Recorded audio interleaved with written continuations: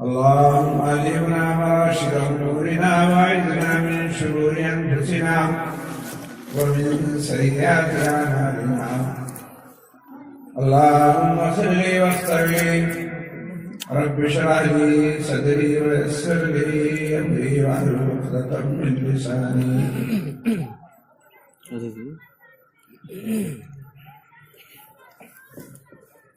أما بعد فقد قال الله تعالى في القرآن المجيد والفرقان الحميد. أعوذ بالله من الشيطان الرجيم. بسم الله الرحمن الرحيم.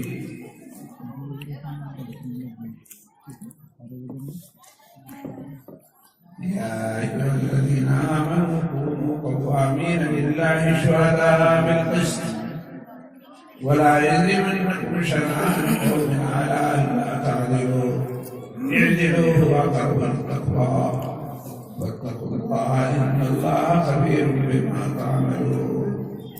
صدق الله العلي العظيم. محترم حضرات،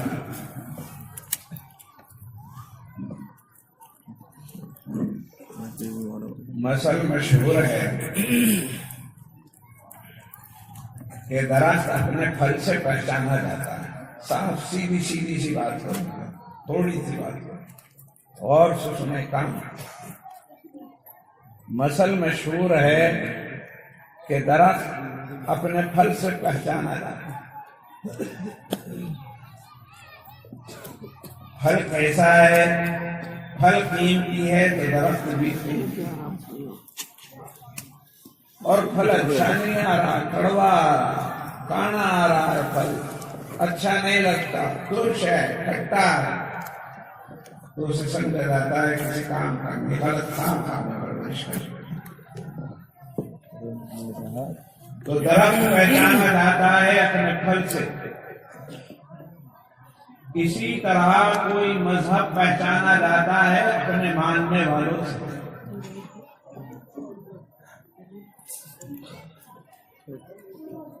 کسی مذہب یا کسی عقیدے کے ماننے والے کیسے لوگ ہیں، اچھے لوگ ہیں یا برے لوگ ہیں، اس سے انہیں پہچانا جاتا ہے کہ یہ مذہب کیسا ہے.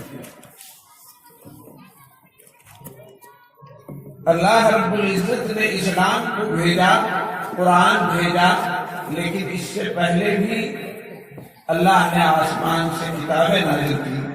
تورات نازل کی، انجیل نازل کی، زبور نازل کی. اس کے علاوہ بھی بہت ساری کتابیں نازل کی گئی. بہت سارے نبی آئے، ان کے ماننے والے بھی تھے.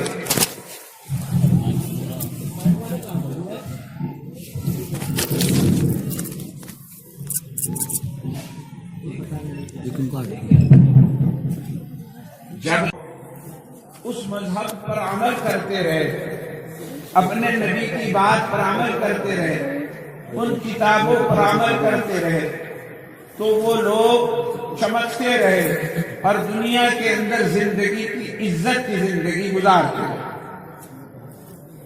اور جب ان لوگوں نے قرآنی ان احکامات کو جو اللہ کے احکام تھے، تورات کے، زبور کے، انجیل کے، ان کو چھوڑ دیا، حضرت موسیٰ کی شریعت کو چھوڑ دیا اور الٹے سیدھے کام کرنے لگے، تو اللہ رب العزت نے انہیں ذلیل کر دیا. وہ دنیا کے اندر سے امامت کے مقام سے محروم کر دیے گئے اور دنیا کے اندر ان کی کبھی کوئی عزت نہ رہی.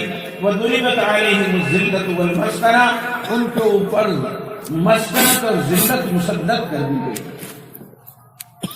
آج دنیا میں کوئی بھی یہودیوں کو اچھا نہیں کہتا، حالانکہ وہ بھی تورات رکھتے تھے، اللہ کی آسمانی کتاب. کیوں؟ اس لیے کہ جب ان کے عمل تورات کے مطابق نہیں ہوئے تو بھلے ہی وہ تورات کرتے رہتے ہو، موسیٰ کرتے رہتے ہو، لیکن نہ موسیٰ کی تعلیمات پر ان کا عمل ہے، نہ تورات کی تعلیمات پر عمل ہے. تو اللہ رب العزت نے ان سے عزت، احترام اور سربلندی ختم کر. دنیا کے اندر وہ ذلیل و خوار. وہ کس طرح دلیل بخار ہے اس تفصیل میں جانا نہیں. قرآن کہتا ہے وَضُرِبَتْ عَلَيْهِمُ الذِّلَّةُ وَالْمَسْكَنَةُ کہ ہم نے ذلت و مسکنت ان کے اوپر مسلط کی. ایک چھوٹی سی بات کو آپ سمجھ لیجیے.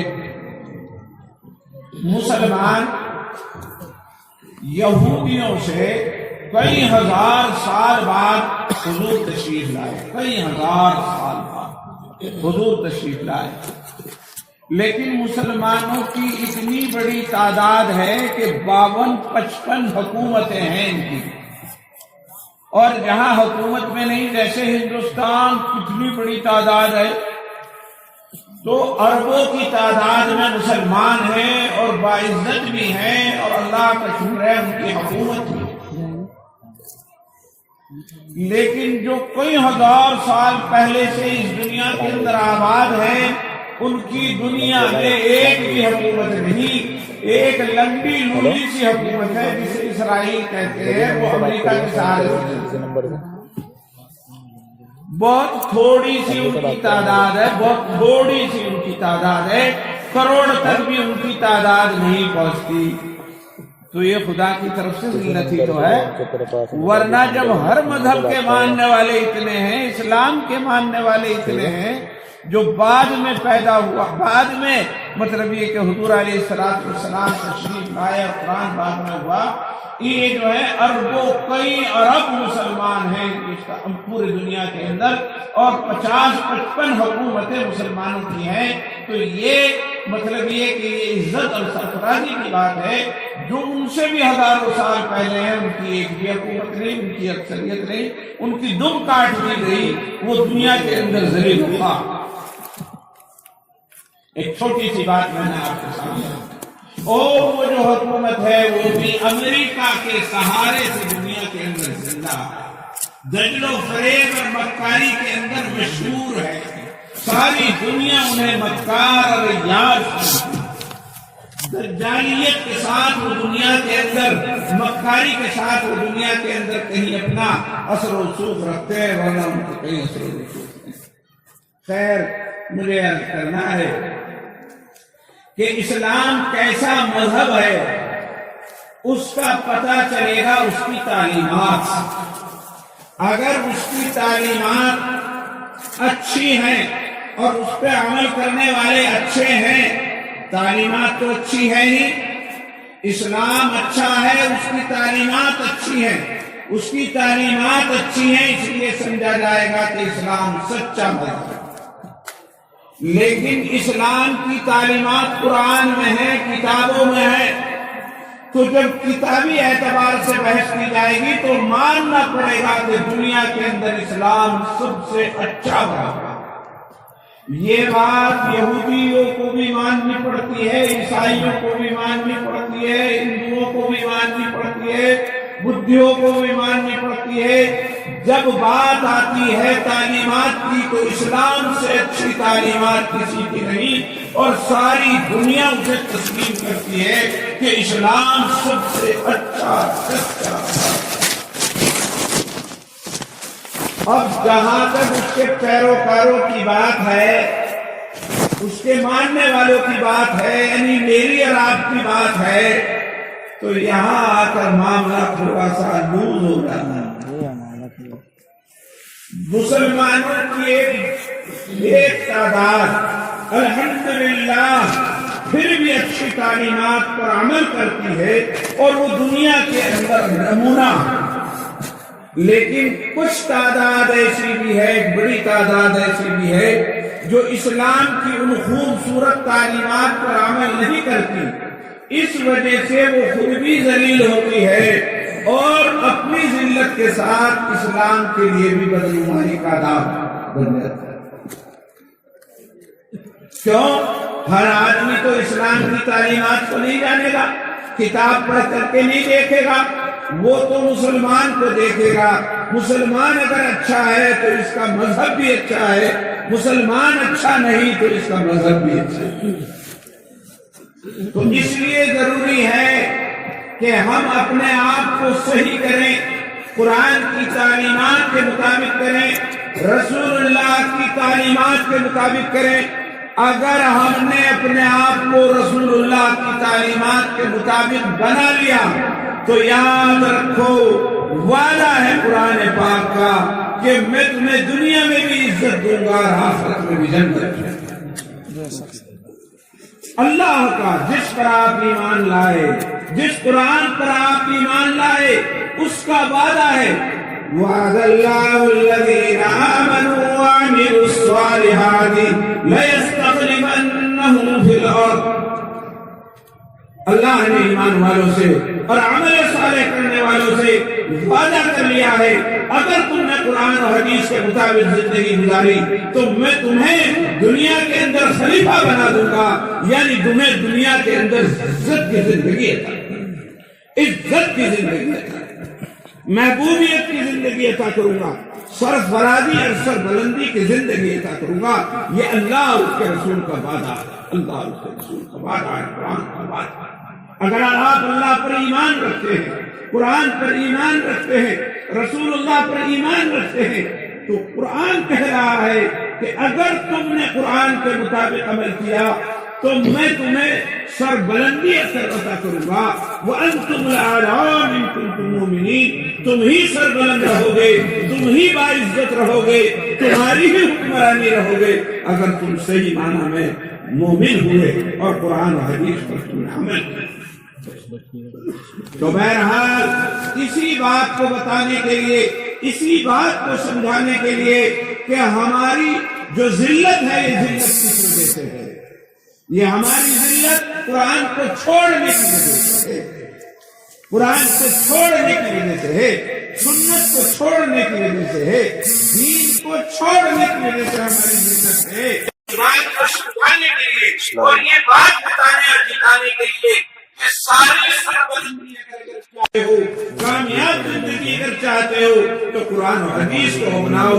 انہی باتوں کو بتانے اور جتانے کے لیے یہ مجلسیں منعقد کی جاتی ہیں اور یہ جلسے منعقد کیے جاتے ہیں کہ کچھ علماء ربانی اور حقانی آئیں اور ہمیں سمجھائیں اور ہماری آنکھوں کو کھولیں اور جو پردہ پڑا ہوا ہے اسے اٹھائیں۔ میرے بزرگوں، اگر اسلام کا عمل کرو گے تو اللہ تمہیں عزت دے گا، پہلے بھی دی ہے اور اب بھی دی، پہلے بھی دی ہے۔ قرآن کی جو تعلیمات ہیں اب یہ علماء کرام بتائیں گے، کوئی ایک تعلیم، کوئی دوسری بات، کوئی تیسری بات۔ میں نے آپ کے سامنے قرآن کی ایک آیت تلاوت کی، اس کے بارے میں کچھ کہنے کا ارادہ ہے اور پھر میں رخصت ہو جاؤں گا۔ میں جو بول رہا ہوں بہت زور لگا کے بولنا پڑ رہا ہے، بہرحال آپ سن لیں۔ اگر آپ نے سن لیا اور سمجھ لیا تو میں سمجھوں گا کہ میری محرت ڈھنگ پر لگ گئی، اپنی جگہ چلی گئی، وہاں چلی گئی جہاں اسے چلنا چاہیے۔ اسلام کی ایک تعلیمات میں سے ایک تعلیم یہ ہے کہ ہمیشہ حق پر قائم ہے، حق پر قائم ہے۔ بہت معمولی سی بات ہے، آرام سے سنیں۔ اسلام کی ایک تعلیم یہ ہے کہ ہر حال میں حق پر قائم رہو، انصاف سے قائم رہو، سچی گواہی دو، جھوٹی گواہی نہ دو۔ یا ایھا الذین آمنوا کونوا قوامین للہ،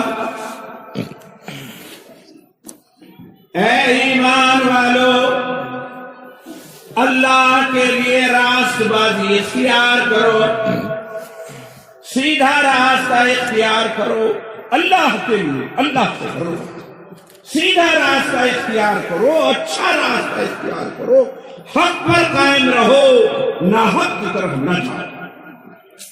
یا ایھا الذین آمنوا کونوا قوامین للہ شہداء بالقسط، اور سچی گواہی دینے والے بنے، کبھی بھی تمہیں کوئی جھوٹ مت بولنا۔ ایسا نہ ہو کوئی تمہیں پیسے دے دے اور پیسے دے کے تمہیں ناحق پر کھڑا کر دے۔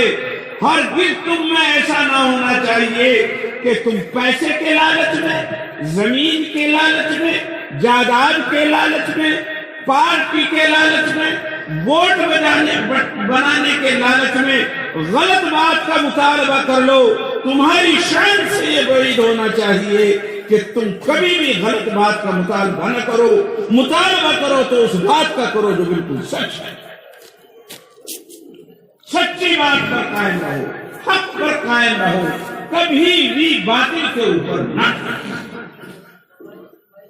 اور پھر اگلی میں تو نہیں غلط بات کا مطالبہ کرتا، ایسا ہونا ہی نہ چاہیے کہ آپ کسی کی زمین دبا لیں، ایسا ہونا ہی نہ چاہیے کہ آپ کسی کو قتل کر دیں، ایسا ہونا ہی نہ چاہیے کہ آپ کسی پر ناجائز دعویٰ کر دیں، یہ ہونا ہی نہ چاہیے، یہ مسلمان کی شان سے بہت بڑی ہے۔ یا ایھا الذین آمنوا کونوا قوامین للہ، اے ایمان والو اللہ کے لیے راست بازی اختیار کرو، بالکل حق پر رہو۔ کیا جھوٹا دعویٰ کر دینے والا حق پر ہوتا ہے؟ زمین دبا کر اس کا دعویٰ کر دینے والا حق پر ہوتا ہے؟ کیا کسی کی جیب کترنے والا حق پر ہوتا ہے؟ کیا کسی کو قتل کر دینے والا حق پر ہوتا ہے؟ کیا کسی غریب کے اوپر رحمت مارنے والا حق پر ہو سکتا ہے؟ اگر مومن ہو تو اللہ کہتا ہے اے ایمان والو حق کا قائم رہو، راست بات۔ یہ ہے مومن کی شان، یہ ہے اصول، پہلا اصول۔ اس اصول کو اختیار کرو گے تو باعزت ہو جاؤ گے، اور اس اصول کو چھوڑ دو گے تو بے عزت ہو جاؤ گے۔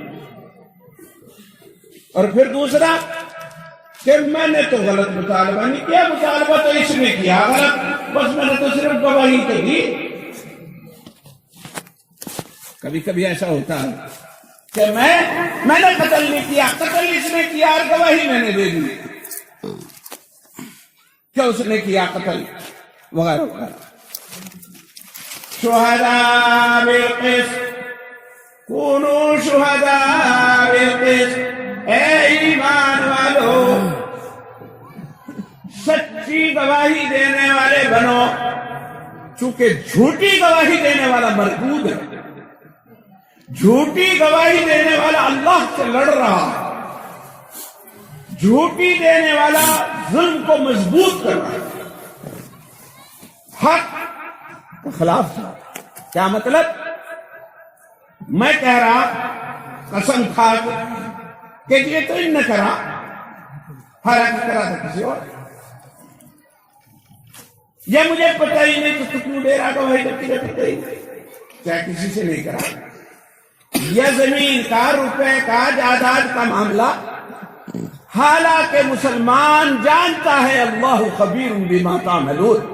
آگے آیت میں آیا اللہ ہر چیز سے واقف ہے، عالم الغیب والشہادہ ہے، ظاہر کو بھی جانتا ہے، باطن کو بھی جانتا ہے، اندھیرے میں جو کچھ ہے اسے بھی جانتا ہے، روشنی میں جو کچھ ہے اسے بھی جانتا ہے۔ اللہ ہر چیز سے پوری طریقے سے واقف ہے۔ جب اللہ ہر چیز سے واقف ہے، تیرا یقین ہے، تو پھر جھوٹ بول کر اللہ کو دھوکہ دے رہے لوگوں کو، جھوٹ بول کر اللہ کی قسم حلف اٹھاتا ہے عدالت کے اندر، اور قرآن پر ہاتھ رکھتا ہے، اور قرآن پر ہاتھ رکھ کر کے یوں کہتا ہے میں جو کچھ کہوں گا سچ کہوں گا، یعنی اللہ کو دھوکہ دے رہا ہے۔ اللہ تو جان رہا ہے کہ معاملہ یوں ہے، اور میں گواہی دے رہا ہوں کہ معاملہ یوں ہے، تو اللہ کو حاضر و ناظر جانتے ہوئے بھی، اللہ کو عالم الغیب والشہادہ جانتے ہوئے بھی یہ جھوٹی گواہی کیسے ہے؟ اگر جھوٹی گواہی دے رہا ہے تو اس کا مطلب یہ ہے کہ اللہ کو حاضر و ناظر نہیں مانتا، عالم الغیب والشہادہ نہیں مانتا، اللہ ہر چیز سے واقف ہے۔ اگر اس کے اندر ایمان ہوگا اور جانتا ہوگا کہ اللہ عالم الغیب والشہادہ ہے، اور اس نے پھر جان بوجھ کر کے غلط قسم کی گواہی دی، تو یاد رکھو وہ رب ذوالجلال اگر اسے بے عزت کر دے اور اسے توڑ پھوڑ دے اور اسے کہیں اور میں پھنسا دے اور اسے اس کی تمام مطلب یہ کہ گناہوں کی سزا دے دے تو کیا بھائی؟ تو مومن کبھی بھی جھوٹی گواہی نہیں دے گا اور غلط قسم کا کوئی دعویٰ اور مطالبہ نہیں کرے گا۔ یہ اللہ نے کہا ہے، قرآن نے کہا ہے۔ یا ایھا الذین آمنوا كونوا قوامين لله شهداء بالقسط ولا يجرمنكم شنآن قوم على ألا تعدلوا. کسی قوم کی دشمنی تمہیں اس بات پر نہ ابھار دے کہ تم ناحق بات کرنے لگو اور عدل کو چھوڑ دو. ایسا نہ ہونا چاہیے. ایسا نہ ہونا. میری دشمنی چلی آ رہی. اب کی وجہ میری دشمنی چلی آ رہی تھی. اب یہ پھنس گیا. مجھے موقع مل گیا. میں نے دشمنی کی وجہ سے اپنا ٹھا کر کے جھوٹی گواہی دے دی. یوں کہے اگر پہلے سے دشمنی بھی چلی آ رہی ہے اور وہ دشمنی کسی صحیح معاملے پر بھی ہے تب بھی تم مطلب کہ غلط کام نہ.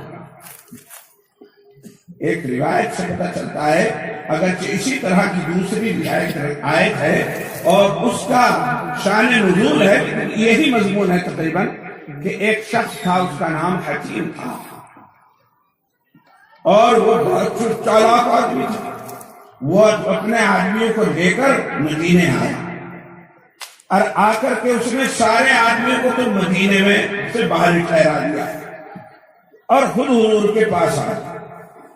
حضور علیہ السلام تو اللہ کے نبی وہی آتی ہے. اسے کون دھوکہ دے گا؟ اللہ کو کون دھوکہ دے گا؟ رسول کو کون دھوکہ دے گا؟ ہم ہی تو سوچ رہے ہیں کہ جھوٹی گواہی دے کے جھوٹا معاملہ کر کے جھوٹا مقدمے کر کے اور پھر مطلب یہ کہ اللہ تبارک و تعالیٰ کو دھوکہ دے گا. اللہ میں تھوڑے دھوکے میں آئیں گے اسے تو پتا. تو صاحب حضور نے فرمایا کہ دیکھو ایک شخص آ رہا اور وہ کفر کے ساتھ آ رہا ہے. کفر کے ساتھ آ کر کے وہ کہنے لگا یار بڑی میٹھی میٹھی باتیں. یا رسول اللہ آپ کس چیز کی تعلیم دیتے اور آپ کی تعلیمات کیا ہیں؟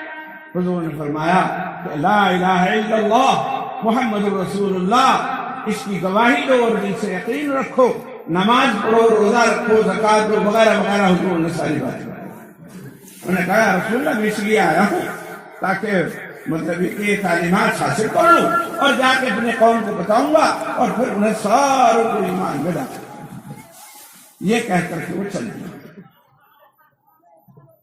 حضور علیہ السلام نے جو 5 صحابہ بیٹھے ہوئے تھے تو ان سے فرمایا کہ یہ شخص کافر بن کر کے آیا اور دھوکے باز بن کر کے جا رہا. بظاہر تو یوں لگ رہا تھا کہ یہ بہت اچھی بات کر کے جا رہا، میٹھی بات کر کے جا رہا، حضور کی تعلیمات لے کر کے جا رہا ہے اور یہ وعدہ کر کے جا رہا اب میں آرام میں لے وہ سارے مسلمان ہو جائیں گے اور آپ کی خدمت میں حاضر. مگر سرکار دو عالم نے فرمایا یہ کافر بن کر کے آیا اور دھوکہ باز ہو کر کے جا رہا. خیر ہوا کیا؟ وہی ہوا کیونکہ اللہ سے کون سی بات مخفی ہے. جناب والا وہ وہاں سے گیا، انہیں سارے آدمیوں کو اپنے لے کے چل دیا اور وہاں ادھر کو جو مسلمان کچھ آباد تھے کا دکا ان کے جو ہے اور وہ مسلمانوں کے وہ اونٹ آنٹ تھے انہیں ساروں کو ہکایا اور مطلب انہیں 2-4 کو قتل کر کے اور وہ کے ہٹا کے لے گیا. اتنا حضور کو اطلاع ہوتی رہی اور حضور نے اس کا تعاقب کرنا چاہا تو وہ اتنی تیزی سے نکلا انہیں اونٹوں آنٹوں بکریوں کو ساروں کو لوٹ کے کہ اس کو پکڑ میں نہ آ سکا اور اس کا تعاقب بھی نہ ہو سکا. وہ چلا گیا.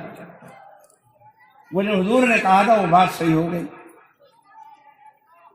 پھر ہوا کیا؟ اگلے سال یا دوسرے سال حضور علیہ السلام عمرۃ القضاء کے لیے تشریف لے جا رہے تھے. جب عمرے کے لیے جاتے تھے تو احرام باندھ لیتے تھے اور اپنی جانور اپنا قربانی کا ساتھ لے کے جاتے تھے. تو حالت احرام میں لڑنا بھڑنا ناجائز اور جو حالت احرام میں ہو چاہے تمہارا دشمن بھی ہو اس سے بھی لڑنا ناجائز. اب جب حضور چلے جا رہے تھے تو ادھر سے دیکھا ایک قافلہ آ رہا ہے لبیک لبیک اللہم لبیک کہتا ہوا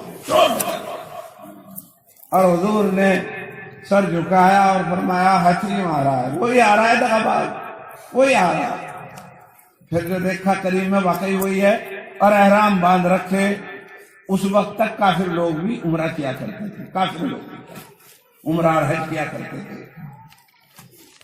تو وہ آ رہا ہے اور وہی اونٹ جو مسلمانوں کے تھے، جو چوری کے تھے، ڈکیتی کے تھے، انہی اونٹوں کی گردن میں قلادے ڈال رکھے ہیں، قربانی کے لیے انہی کو لا رہا ہے، اور پورا کا پورا اس کا قافلہ اس کے ساتھ ہے، اور وہ لبیک اللہم لبیک کہتے ہوئے جا رہے ہیں، شور مچاتے ہوئے. صحابہ نے کہا یا رسول اللہ اجازت ہو تو انہیں دیکھ لیں، سارے اونٹ لے لیں گے اپنے، ساری بکریاں. یہ دھوکے باز، یہ مکار، یہ ایجاد، یہ حضور کو دھوکہ دے کے چلا آیا، مسلمانوں کے اونٹ لے کے چلا آیا، اور انہیں اونٹوں کو لے کے بھی بیت اللہ میں جا رہا ہے، بیت اللہ میں جا رہا ہے، حج کرنے جا رہا ہے، عمرہ کرنے جا رہا ہے. اسے دیکھ لیں، خدا کی قسم ہم اسے اچھی طرح مزہ چکھا دیں. تو حضور نے فرمایا کہ غداری کرنا ان کی شان ہے، ہماری شان ہے. ہمیں تو حکم یہ ہے کہ جب کوئی حالت احرام میں ہو تو اس کے اوپر حملہ نہ کرو. ہمارے حکم تو ہمارے یہاں تو انصاف کا تقاضا یہ ہے کہ ہم اپنے اصول پر قائم رہیں گے، اور ہمارا اصول یہ ہے کہ حالت احرام میں جو خانہ کعبہ کو جا رہا ہے اس کے اوپر حملہ نہیں کریں گے. اگرچہ تمہیں اس کے ساتھ دشمنی ہے، لیکن یہ دشمنی تمہیں اس بات پر نہ ابھار دے کہ تم عدل و انصاف کے دائرے سے ہٹ جاؤ. اس کو قرآن نے کہا وَلَا کیا کہا كونوا قوامين لله شهداء بالقسط ولا يجرمنكم شنآن قوم على ألا تعدلوا اعدلوا هو أقرب للتقوى. اے ایمان والو، راست بازی پر، حق پر قائم رہو، جھوٹی گواہی نہ دو، اور کسی قوم سے اگر تمہاری دشمنی ہو تو اس دشمنی کی وجہ سے تم ان کے ساتھ بھی ناانصافی نہ کرو. انصاف کرو، انصاف کرنا ہی اصل تقویٰ ہے، اور تقوی کی جزا جنت ہے، اور تقوی کی جزا اللہ کا قرب ہے، اور تقوی کی جزا اللہ رب العزت کی عنایت ہے. تقوی کی وجہ سے اللہ رب العزت حکومت، عزت عطا فرماتے ہیں. اللہ کے رسول نے قرآن میں فرمایا کہ اگر دشمنی بھی ہو، اور دشمنی جائز وجہ سے تھی، اس نے ہمارے ساتھ دھوکہ کیا تھا، اس نے دھوکہ کیا تو کیا کرے، لیکن ہم جو ہے اس کے ساتھ دھوکہ نہیں کریں. ہم دھوکہ نہیں کریں گے، لڑائی لڑیں گے، قانون کی لڑائی لڑیں گے، ویسی جس طرح بھی ہوگا اس سے لڑائی کو لڑیں گے، اور اپنا حق حاصل کریں گے، لیکن دھوکہ نہیں کریں گے، جھوٹی گواہی نہیں دیں گے، انصاف پر حق پر. میرے بزرگوں، جب تک یہ چیز رہی، مسلمان اس بات پر قائم رہا، اللہ کی طرف سے عزت ملتی رہی. عزت، حق پر قائم رہے، عدل کرتے رہے، اور بے عدل سے اور ظلم سے اپنے آپ کو بچاتے رہے، تو اللہ انہیں عزت. میرے بزرگوں، عدل کی ایک واقعہ یاد آتا ہے. حضرت عمر فاروق رضی اللہ تعالی عنہ وارضاہ، ان کا نام تو سنا ہوگا، خلیفہ راشد ہے. حضور نے فرمایا لو کان بعدی نبیا لکان عمر، اگر میرے بعد کوئی نبی ہوتا تو عمر جدھر کو چلے جاتے ہیں تو شیطان بھاگ. حضرت عمر رضی اللہ تعالیٰ عنہ کے زمانے میں بہت فتوحات ہوئی، بہت سارے ملک اسلام میں داخل ہوئے. ایران ایک بہت بڑا ملک ہے، فارس ایران، جس کا نام آپ سنتے رہتے ہیں، وہ بھی حضرت عمر کے زمانے میں فتح ہوا. تو بادشاہ ایران بہت بڑا بادشاہ تھا، اور بہت بڑی مملکت اور بہت طاقتور ملک تھا، جیسے امریکہ اور روس، اس کی طاقت تھی اس وقت. لیکن اللہ رب العزت کا فضل کہ حضرت عمر نے جو قرآن کی تعلیمات پر عمل کرتے تھے، اور قرآن کی تعلیمات کو ایک انچ بھی چھوڑنے کے لیے تیار نہ تھے، ان کے ہاتھوں پر اللہ نے ایران کو فتح کیا. تو ایران کا بادشاہ تھا جس کا نام تھا یزدجرد. اس کا ایک وزیر تھا بہت بڑا، اس کا نام تھا ہرمزان. وزیر، گورنر اور سپہ سالار. یہ ہرمزان بہت چالاک تھا، بہت مکار تھا، بہادر بھی تھا، اور حقیقت یہ ہے وہ تو اسلام تھا ہی ایسے اصول کی بنیاد پر کہ کسی کی کچھ چل ہی نہیں رہی تھی، ورنہ بہادر بہت تھا، عیار بھی تھا، اور فنون حرب سے، لڑائی کے فنون سے واقف بھی تھا۔ تو یہ کئی دفعے پکڑا گیا۔ حضرت ابو عبیدہ بن جراح غالباً یا حضرت عمیر ایک صحابی، انہوں نے اس کو گرفتار کیا اور اس نے معاہدہ کر لیا کہ ہم نے کچھ نہیں کرنے کا، اور ٹھیک ہے، اسے چھوڑ دیا۔ لیکن پھر وہ کہیں چلا جاتا، لوگوں کو اکٹھا کرے تھا، پھر لڑائی لڑ لیتا۔ اس طرح اس نے کئی مرتبہ دھوکہ دیا۔ حضرت عمر کو اطلاع ملتی رہتی تھی میدان جہاد کی۔ حضرت عمر کو اطلاع ملی کہ ہرمزان مسلمانوں کو بار بار دھوکہ دے رہا ہے، اور جب بھی لڑائی ہو تو کچھ نہ کچھ تو مسلمان بھی شہید ہوتے تھے۔ جب دشمن مرتا تھا لیکن مسلمان بھی کچھ نہ کچھ شہید ہوتے تھے۔ تو حضرت عمر کو بڑا افسوس ہوتا تھا، ایک مسلمان کے مرنے سے، شہادت سے بھی انہیں تکلیف ہوتی تھی۔ تو حضرت عمر نے کہہ دیا کہ اب کے اگر یہ ہاتھ آ جائے تو تمہیں اس سے کوئی معاملہ نہیں کرنا، اسے میرے پاس بھی ہرمزان۔ تو سناب اللہ کا کرنا ایک وہ پھر گرفتار ہو گیا۔ جب گرفتار ہو گیا تو مسلمان سپہ سالار نے اسے ایک دستے کے ساتھ، ایک جماعت کے ساتھ مدینے کے لیے بھیج دیا۔ اب یہ گورنر ہے، سپہ سالار ہے، اعلیٰ قسم کے کپڑے ہیں، سر پر تاج ہے، لیکن افسوس مسلمانوں کے ہاتھوں اتنی درگت ہو گئی، کئی دفعے سے شکست ہو چکی ہے۔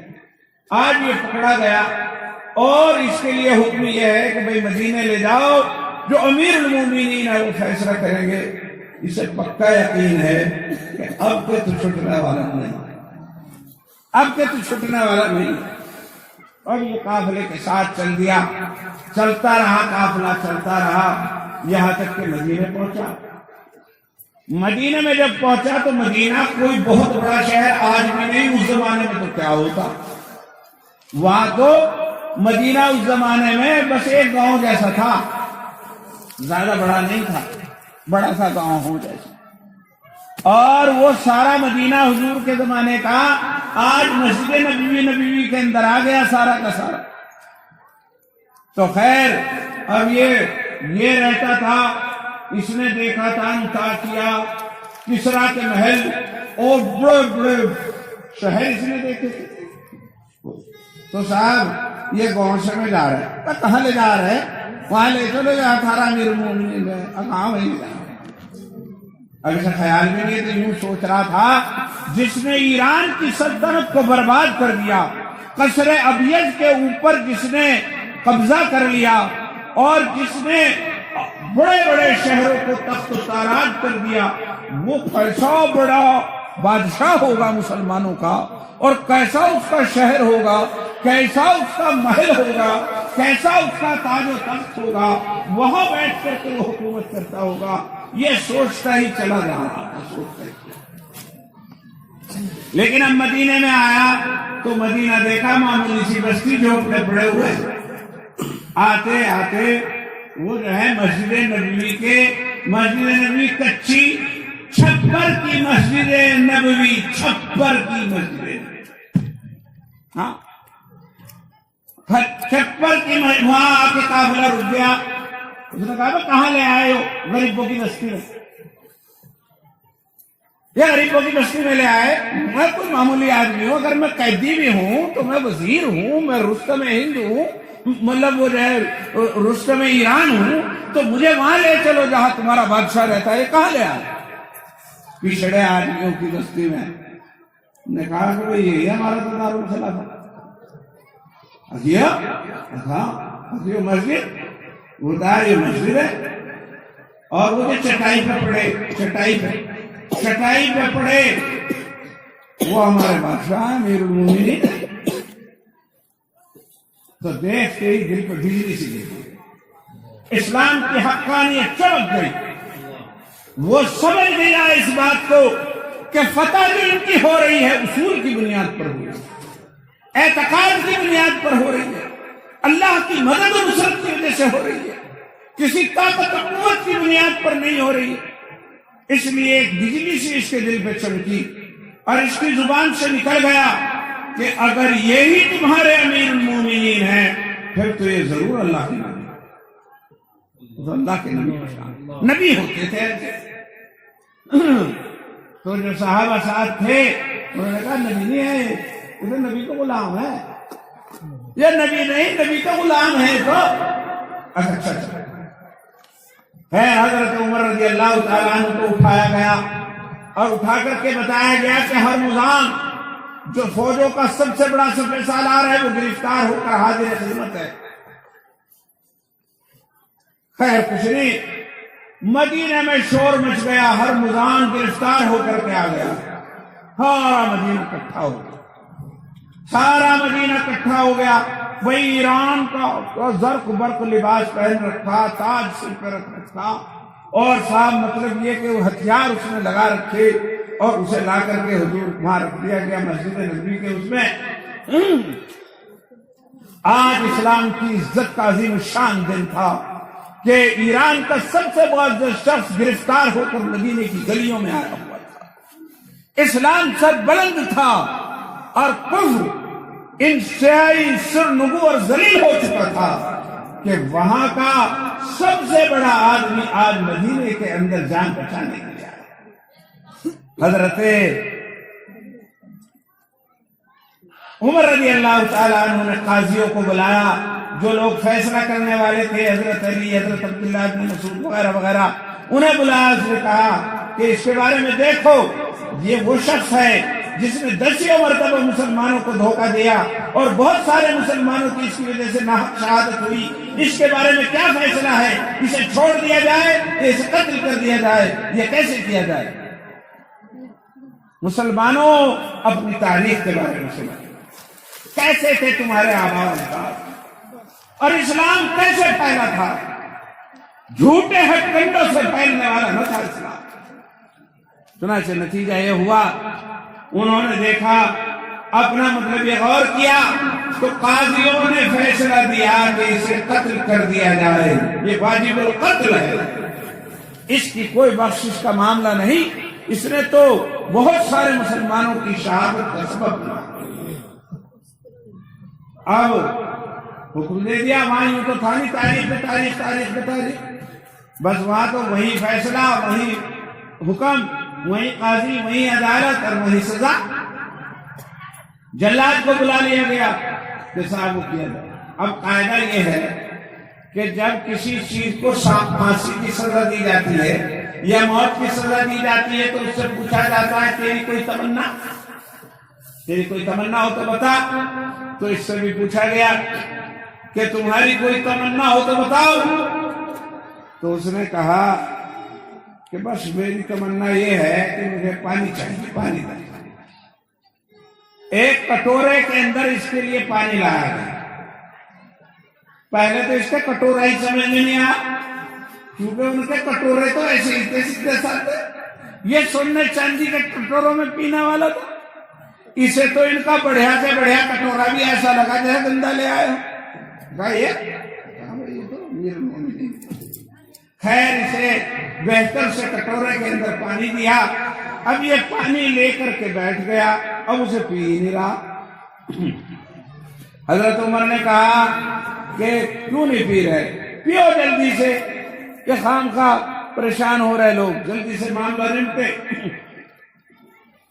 تو کہنے لگا اب مجھے اس بات کا ڈر لگ رہا ہے کہ پانی میری زندگی کی سب سے آخری غذا اور سب سے آخری چیز ہے جو میں اس دنیا کی پیوں گا۔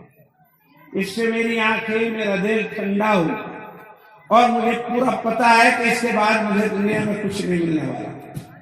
میں اسے ڈر اور خوف کی حالت میں نہیں بلکہ انتہائی اطمینان کی حالت میں پینا چاہتا ہوں، اور مجھے ڈر اس بات کا ہے کہ ادھر میں منہ لگاؤں گا اور تم ادھر سے میری گردن مار دو گے۔ تو میں ایسے خوف کے ہراس میں، خوف و ہراس کے عالم میں یہ پانی نہیں پینا چاہتا۔ تو حضرت عمر رضی اللہ تعالیٰ عنہ نے فرما دیا کہ جب تک تو اس پانی کو نہیں پیے گا، ما لم تشرب هذا الماء، جب تک تو اس پانی کو نہیں پیے گا تو تجھے قتل نہیں کیا جائے گا۔ حضرت عمر نے کہا بھائی یعنی مطلب یہ کہا کہ پی لے اطمینان سے، جب تک تو پینے کا نہیں اس وقت تک قتل نہیں کریں گے۔ تو صاحب یہ مکار تو پروڑا تھا، اسے ایسے ایسے ہتھ کنڈے تو بہت آتے تھے۔ جیسے ہی حضرت عمر نے یہ بات کہی جب تک تو اس پانی کو نہیں پیے گا تو تجھے قتل نہیں کیا جائے گا، اس نے ٹھاکروں پہلے نیچے اچھال دیا اور وہ سارا پانی نیچے گر کر کے ڈال دیا۔ تو حضرت عمر نے کہا یہ کیا ہے، کوئی دوسرا پانی لا دو۔ انہوں نے کہا نا بس پانی پوری کی ضرورت ہے۔ انہوں نے کہا کیا؟ انہوں نے کہا اب تم مجھے قتل نہیں کر سکتے، اب تم مجھے قتل نہیں کر سکتے۔ کہا حضرت عمر نے کہا ہم کیوں نہیں کر سکتے تجھے قتل؟ تو ہمارے بیچ میں بیٹھا ہوا غدار، خداع، دھوکہ باز، اور یہاں بیٹھا بیٹھا بھی آخر میں ہمیں دھوکے دے رہا، ہم تجھے کیوں نہیں قتل کر سکتے؟ ہم چاہیں تو تیری بڑتی بڑتی نہیں کر سکتے۔ کیوں؟ کس وجہ سے کہ تم نے کہا تھا جب تک اس پانی کو نہیں پیے گا تو تجھے قتل نہیں کریں گے۔ اب یہ پانی رہا نہیں تو میں پی نہیں سکتا، جب یہ پانی نہیں رہا وہ زمین میں چلا گیا، اب یہ پانی نہ آئے گا نہ میں اسے پیوں گا، اور جب تک میں نہیں پیوں گا مجھے قتل نہیں کر سکتا۔ تو حضرت عمر کو تو غصہ آنا تھا، انہوں نے کہا دھوکہ ہے، یوں ہے وہ ہے، لیکن تمام صحابہ کرام موجود تھے۔ انہوں نے کہا امیر المومنین اب آپ واقعی سے قتل نہیں کر سکتے، آپ سے زبان دے سکتے، یہ دھوکہ باز ہے لیکن ہم دھوکہ نہیں دے سکتے۔ اعدلوا ہوا اقرب للتقوی، اس لیے کہ تم عدل و انصاف کرو، اللہ کا حکم ہے۔ لا يجرمنكم شنآن قوم على ألا تعدلوا، کسی آدمی کی دشمنی تمہیں اس بات پر مجبور نہ کر دے، اس بات پر نہ ابھار دے کہ تم کسی کے ساتھ نہ انصافی کرو۔ یہ دشمن ہے ہمارا، اس نے ہمارے ساتھ بہت دشمنی کی ہے، بہت بڑا غدار اور خداع ہے، اور یہاں بیٹھ کر بھی ہمارے ساتھ یہ جو ہے خدائی اور وہ مکاری کر رہا ہے، مگر یہ کرتا رہے ہم نہیں کر سکتے۔ آپ نے اسے زبان دے دی ہے کہ جب تک یہ پانی نہیں پیے گا ہم اس کو تجھے قتل نہیں کریں گے، تو جب تک یہ پانی اب یہ پانی آ نہیں سکتا تو ہم اسے قتل کریں۔ اب آپ ذرا دیکھیے تو منظر، یہ کوئی کافروں کا شہر نہیں، مسلمانوں کا شہر ہے، اور مسلمانوں کا بھی بالکل بیچ کا دل مدینہ ہے، امیر المومنین ہے، اس کے سینکڑوں میل تک پورے جزیرۃ العرب میں کوئی کافر موجود بھی نہیں، سارے مسلمان کھڑے ہوئے ہیں۔ اگر ایک ایک مٹی کا ایک ہی وہ ڈال دے تو اسے میں دب کر کے مر جائے۔ امیر المومنین حضرت عمر جیسا جلیل القدر اور طاقتور انسان موجود ہے، لیکن قانون اسلامی کے ساتھ ہاتھ بن گئے ہیں اور مجبور ہو گئے ہیں، نہ حضرت عمر کچھ کر سکتے ہیں اور نہ دوسرے صحابہ، منع کر دیا دوسرے صحابہ نے، حضرت عمر بھی جو ہے مجبور ہو گئے۔ یہ ہے عدل اسلامی، یہ ہے عدل اسلامی، یہ ہے انصاف اسلامی کہ اپنا ملک، اپنی حکومت، اپنا بادشاہ، اپنی فوج و فلہ، اکیلا دشمن، لیکن اس نے قانون کا ایک پوائنٹ پکڑ لیا ہے اور مسلمانوں سے تقاضا کیا ہے کہ اگر تمہارے اندر انصاف ہے تو اس انصاف پر عمل کرو، اور اب تم مجھے نہیں مان سکتے۔ چنانچہ ایسا ہی ہوا، مسلمانوں نے اپنی دشمنی نہیں نکالی، اپنی مخالفت نہیں نکالی، حضرت عمر بھی اور تمام صحابہ یوں ہی رہ گئے۔ جب دیکھا ہرمزان نے کہ واقعی یہ تو بھائی سارے کے سارے رہ گئے اور میری جان واقعی انہوں نے چھوڑ دی، تو پھر انہوں نے کہا اے عمر اب مجھے کلمہ پڑھائیے۔ پوچھا گیا کیا بات ہے؟ اس نے کہا کہ جب میں یہاں آیا تھا اور اس جھوپڑی کے سائے میں نے تاب ٹکڑے دیکھا تھا تو اسلام تو میرے دل میں جڑی اتر گیا تھا کہ واقعی اسلام تھا۔ یہ لوگ جو لڑتے پھر رہے ہیں اپنی بادشاہت چمکانے کے لیے نہیں، اپنے محلات بنانے کے لیے نہیں، اپنے لیے کرسی اور تخت بنانے کے لیے نہیں، اور اپنے بہترین کپڑے اور تاج کے لیے نہیں، اگر یہ بات ہو کہ یہ دنیا کے لیے اگر کر رہے ہوتے تو یہاں بہت بڑا محل ہونا چاہیے، لیکن یہ جھوپڑے میں پڑا ہوا شخص، یہ چٹائی پر لیٹا ہوا شخص وہاں کے سارے محلات کو برباد کر رہا، تو یقیناً یہ شخص جو ہے یہ اپنے لیے نہیں لڑ رہا، یہ کپڑوں کے لیے نہیں لڑ رہا۔ اگر کپڑوں کے لیے لڑتا تو اس کے بدن پر کپڑے ہوتے، تاج کے لیے لڑتا تو اس کے سر پہ تاج ہوتا، اگر یہ بلڈنگ کے لیے لڑتا تو اس کے پاس محل ہوتا، مگر یہاں تو کچھ بھی نہیں۔ تو اس کے لیے پتہ چلا کہ اللہ کے لیے، رسول کے لیے، اپنے کلمے کے لیے، اپنی نماز کے لیے، اپنے دین کے لیے لڑ رہا ہے، یہ اور چیزوں کے لیے لڑنے لگا۔ اس لیے میرے دل میں یقین ہو گیا کہ یہ دین حق ہے اور آپ اس سے ماننے والے ہیں۔ تو جب ایمان تو میرے ذریعے آ گیا تھا، لیکن جب میرے اوپر مقدمہ چلا تو میں نے سوچا کہ اگر اب ایمان لاؤں گا تو لوگ یوں کہیں گے موت کے ڈر سے کر رہا ہے، لوگ یوں کہیں گے موت کے ڈر سے کر رہا ہے، موت کے ڈر سے اسلام لے آ رہا۔ تو اس لیے میں نے دیکھا کہ جو تم عدل و انصاف کی بات کرتے ہو، میں آج مانا چاہتا تھا کہ مسلمان واقعی سچے عدل و انصاف والے ہیں یا صرف بات۔ اس لیے میں نے وہ سارا سوانگ رچایا تھا اور وہ پانی پھینک دیا تھا کہ اگر آپ کی بات ہوگی تو پھر بھی مجھے قتل کر دو گے، میں تو تمہارے درمیان تھا ہی، اور اگر تم واقعی عدل و انصاف والے ہوگے تو پھر جو ہے مطلب دیکھے جو ہے مجھے چھوڑ دو گے۔ جب میں نے دیکھا کہ تم نے تو 32 دانتوں کے اندر پھنسے ہوئے آدمی کو بھی عدل و انصاف کی وجہ سے چھوڑ دیا ہے تو مجھے یقین ہو گیا کہ یہ دین حق ہے اور تم سچے لوگ ہو، عدل و انصاف پر قائم رہنے والے۔ اس لیے اب جب میری جان بخشی ہو گئی، میں نے دیکھ لیا کہ کوئی بھی میرے پاس ہاتھ نہیں ڈال سکتا، تو اس وقت اب کہہ رہا ہوں اب مجھے کلمہ پڑھاؤ، اب میں صرف دل سے مسلمان ہوتا ہوں۔ چنانچہ ہرمزان مسلمان ہوئے اور تاریخ گواہ ہے کہ ہرمزان کی وجہ سے ایران کے باقی ماندہ اور افغانستان کے باقی ماندہ جو ممالک فتح ہوئے، اس میں ہرمزان نے بہت بڑا کارنامہ انجام دیا اور ہرمزان کی وجہ سے اسلام کی فتوحات ہوئی۔ تو میرے بزرگوں، ہرمزان جیسے رستم کو، ہرمزان جیسے لیڈر کو، ہرمزان جیسے سپہ سالار کو، اس کے دل کے اندر اسلام کا بیج جو بویا مسلمانوں کے عدل و انصاف نے، مسلمانوں کے عدل و انصاف نے بویا۔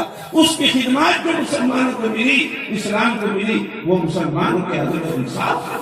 تو جب مسلمان عادل تھے، جب مسلمان انصاف کرنے والے تھے، تو پھر یہ جدھر جاتے تھے ادھر ہی اپنا سکہ چھوڑتے تھے، ادھر ہی لوگوں کے دلوں کے اندر محبت ڈالتے تھے اور ادھر ہی لوگوں کی طرف۔ میرے بزرگوں، آج ہمارا معاملہ کیا ہے؟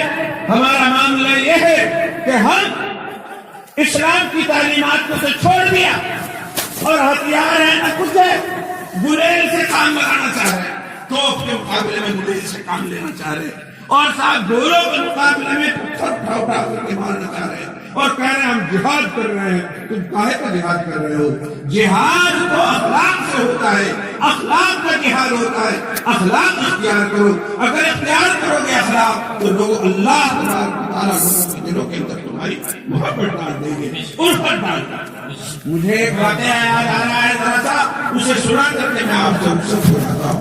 میرے بزرگوں، یہی مظفر نگر کا واقعہ ہے، ہمارے بزرگوں نے لکھا ہے، مظفر نگر کا واقعہ ہے، ہمارے بزرگوں نے لکھا ہے کہ ایک بہت بڑے بزرگ تھے ہمارے حضرت مولانا مظفر حسین صاحب رحمۃ اللہ علیہ۔ وہاں اس قصبے کے اندر غالباً کاندھلے کا واقعہ ہے، کرانے کا واقعہ ہے، تو وہاں کا واقعہ ہے، اس قصبے میں ایک جگہ تھی، चौराहे पर जगह थी और बहुत अच्छी जगह थी, बहुत कीमती जगह थी, बहुत कीमती जगह थी। उस पर मुसलमानों का भी दावा था ये हमारी है, और हिंदुओं का भी दावा था कि हमारी है। मुसलमानों का भी दावा था कि हमारी है और हिंदुओं का भी दावा था कि हमारी है।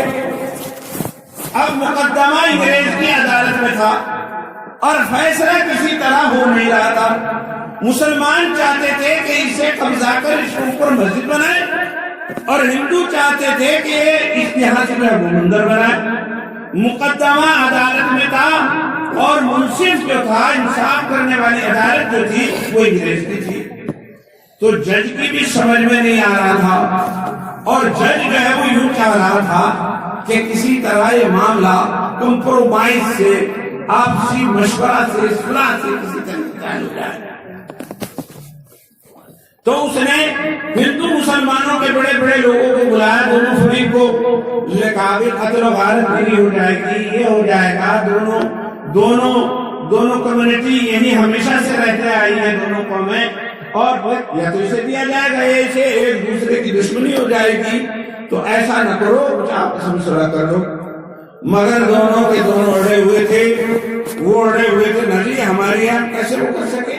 मुसलमान भी अड़े हुए थे और हिंदू भी अड़े हुए थे। वो मंदिर बनाना चाहते थे, मुसलमान उसको मस्जिद बनाना चाहते थे। तो उस जज ने, जो अंग्रेज जज था, उसने हिंदुओं से पूछा कि भाई कोई ऐसा आदमी है पूरे कस्बे में जिस पर तुम लोग इत्तेफाक कर लो और वो सच्चा हो और उसकी बात जो है सब मान लो। तो हिंदुओं ने कहा कि जी हाँ, यहाँ मौलाना मुजफ्फर साहब जो है वो पुराने बुजुर्ग हैं, सब लोग उनकी इज्जत करते हैं, हम लोग भी उनके पास जाते आते रहते हैं दुआ वगैरह के लिए। वो सच्चे आदमी हैं, वो जो है अल्लाह वाले आदमी हैं, उन पे हमें एतमाद है, वो जो फैसला देंगे हमें मंजूर। तो जो जज ने मौलाना को बुलाया और बुला करके यह उनकी खिदमत में हाजिर हुआ और उनसे बात की कि हजरत ये आपकी बात पर मुत्तफिक हो गए हैं। मुसलमान तो खुश हो गए कि साहब अच्छा हुआ, इन्होंने जो है हजरत को बना दिया। तो मुसलमान है, वो तो मस्जिद को पसंद करेंगे, वो मंदिर को कैसे पसंद कर सके, वो हिंदुओं को कैसे सपोर्ट कर सके, वो तो मुसलमानों को ही सपोर्ट करेंगे। तो मुसलमान भी खुश हो गए कि साहब मुसलमान का नाम आ गया। और हिंदू जो है वो उन्होंने तो पेश किया ही था। तो जज ने उनसे जाकर के कहा कि आप जो है इसका कोई फैसला दे दें। तो वो सियासत से दूर रहते थे, मगर जब उन्हें बतलाया गया, समझाया गया मामले की नजाकत को, तो उन्होंने कहा चलो ठीक है। तो आज फैसले की बात थी। हजरत मौलाना को, हजरत जी को उसका फैसला देना था। सारे मुसलमान और हिंदू वहां पर इकट्ठे थे। तो हजरत ने से जब जज ने पूछा कि आप अपने अल्लाह को हाजिर और नाजिर समझ कर ये बताइए कि जगह मुसलमानों की है या हिंदुओं की। तो हजरत ने फरमाया कि भाई सच्ची बात यह है कि ये जगह हमेशा से हिंदुओं की थी और हिंदुओं की है, मुसलमानों की है।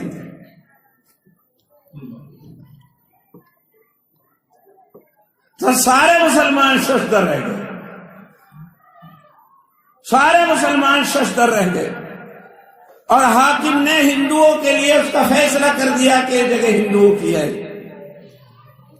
मगर अंग्रेज जज ने ये लिखा कि आज इस मुकदमे में मुसलमान हार गए, मगर इस्लाम जीत गया। इस्लाम किस तरह जीत गया? सारे हिंदुओं के दिलों में ये बात आई कि वाकई अगर इस्लाम पर कोई सच्चा अमल करने वाला हो तो वह हर हाल में हक बात कहता है, चाहे हम लोग के खिलाफ ही करने वाले। चुनाचे जब हिंदुओं ने ये देखा कि हजरत जी की वजह से बिल्कुल सही पानी का पानी और दूध का दूध हो गया और ये जगह हमें मिल गई, तो उन्होंने कहा कि आज तक तो مسلمانوں کا ناجائز دعویٰ تھا اس بات پر، اور وہ اپنی طاقت سے اسے ہتھیانا چاہتے تھے، مگر جب ہمیں انصاف کے ساتھ یہ جگہ مل گئی تو ہم آج کھلے دل سے یہ جگہ مسلمانوں کو بھیٹ کرتے ہیں اور ان سے کہتے ہیں کہ وہ اس کے اندر نظر نہ آئے۔ تو بھائی اس کو لکھا تھا اس نے کہ دیکھو جج نے کہا تھا کہ مسلمان ہارے ضرور ہے لیکن اسلام جیت گیا۔ اگر مولانا بھی جھوٹ بول دیتے تو ہمیشہ ہمیشہ کے لیے بات ہو جاتی کہ ان کا عام آدمی تو کیا آدمی، ان کا تو مولانا اور حضرت بھی جھوٹ بول دیتا ہے، کیونکہ جگہ تو ان کی تھی ہی، جب حضرت نے فرمائی جگہ تو ان کی تھی، ورنہ حضرت تھوڑا ہی جھوٹ بول گئے۔ تو میرے بزرگوں، جب حق اور انصاف پر قائم رہا جاتا ہے اور عدل کیا جاتا ہے تو اس کی برکت سے اسلام پھیلتا ہے، محبت پھیلتی ہے، الفت پھیلتی ہے۔ لیکن آج ہمارا حال کیا؟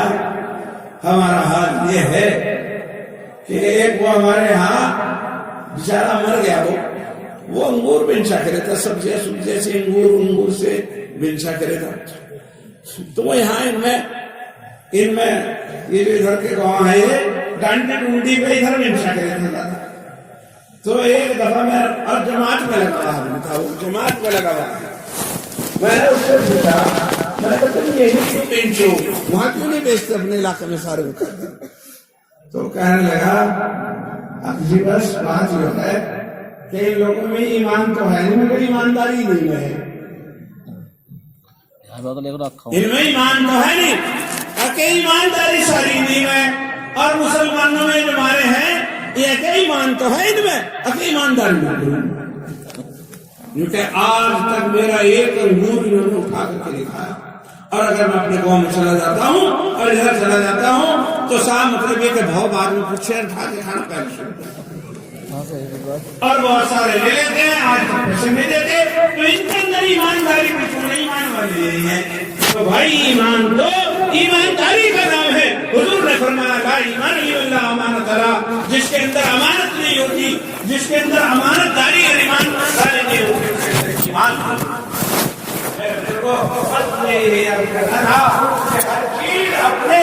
اپنے خرچ سے جاتی ہے، اگر غلط چھوڑتا ہے تو اسلام حق ہے، اللہ کا دین ہے، محمد رسول اللہ صلی اللہ علیہ وسلم تو ہمارے اوپر لازم ہے کہ ہم اسلام کی تعلیمات پر عمل کریں، حق پر قائم رہیں، عدل کی انصاف کریں، جھوٹی گواہی کریں، گواہی دینا بہت بڑا گناہ اور عدل کی بجائے ظلم کرنا یہ ایک بہت بڑا گناہ ہے۔ اللہ تبارک و تعالیٰ کا فضل، اللہ کی عنایت، اللہ کی محبت، اللہ کی عنایت سب کچھ سے ہو جاتی ہے، جو عدل نہیں کرتا ظلم کرتا۔ تو میرے بزرگوں، یہی سمجھانے کے لیے کہ دین اسلام کے کیا تقاضے ہیں، ہمیں کس پر رہنا چاہیے اور کن چیزوں سے ہمیں بچنا چاہیے، یہ جلسہ منعقد کیا گیا ہے۔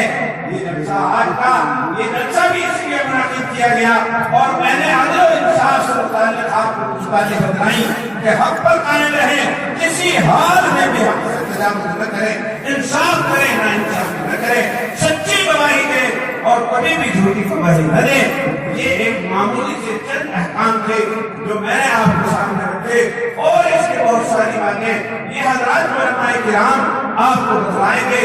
آپ کے اس وقت میں اس اسٹیج پر ہمارے انتہائی معزز مکرم قابل احترام اور قابل عزت حضرت مولانا عبدالخالق صاحب سنبری نائب محترم دارالعلوم دیوبند تشریف فرمائیں، وہ آگے ہیں، وہ آپ سے بات کریں گے۔